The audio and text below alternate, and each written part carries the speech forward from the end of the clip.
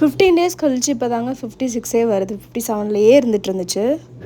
ஈஸியாக ஒரு bread omelette செஞ்சு காட்டுறேன். என்னோடய மெத்தட் இது வந்து எங்கள் அம்மா எனக்கு சொல்லிக் கொடுத்தது.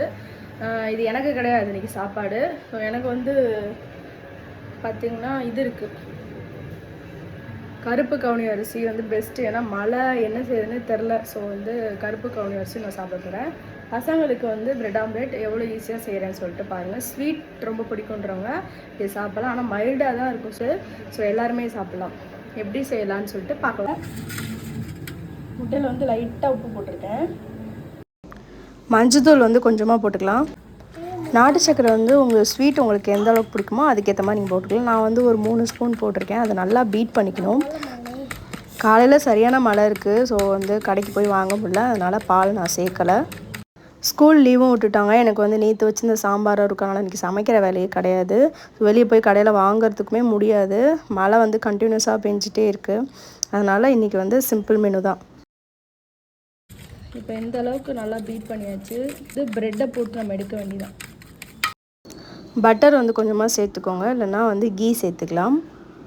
ஸோ அது நல்லா மெல்ட் ஆனதுக்கப்புறம் அப்படியே ப்ரெட்டை வந்து நம்ம அந்த கலந்து வச்சுருக்க மிக்சரில் நல்லா பெரட்டி எடுத்துக்கணும் ஈவனாக. குழந்தைங்களுக்கு செய்யணுன்னா நீங்கள் வந்து சைடு அந்த ப்ரௌன் எட்ஜஸ்லாம் வந்து கட் பண்ணிக்கோங்க. பட் வந்து என் பசங்க சாப்பிடுவாங்க. ஸோ அதை நல்லா பெரட்டிட்டு அப்படியே தோசைக்கல்லில் போட வேண்டியதான்.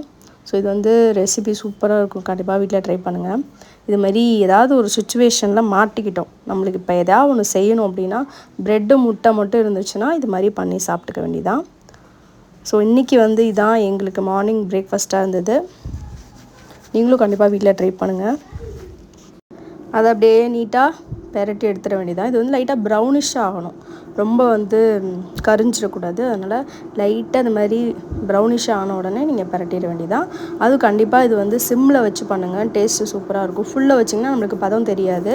ஸோ நான் சிம்மில் வச்சு இது பண்ணியிருக்கேன். ஒரு ஆளுக்கு 4 ஆம்லேட் சாப்பிட்லாம், பிரெட் ஆம்லேட் சாப்பிட்லாம். இது ஸ்வீட் பிரெட் ஆம்லேட்டுன்னு சொல்லலாம். இதை ஃபைனலாக வந்து இப்போ பண்ணி முடிச்சாச்சு.